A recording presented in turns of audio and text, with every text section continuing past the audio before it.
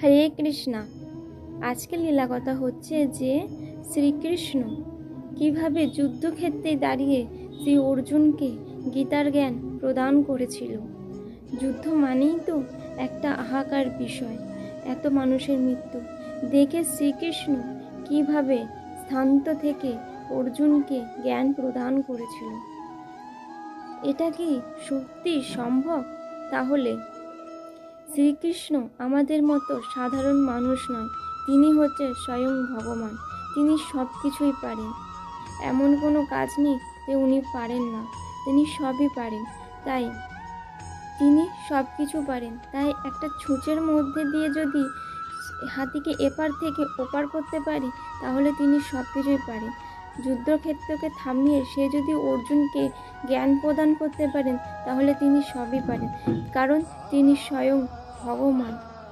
Hare Krishna, Radhe Radhe.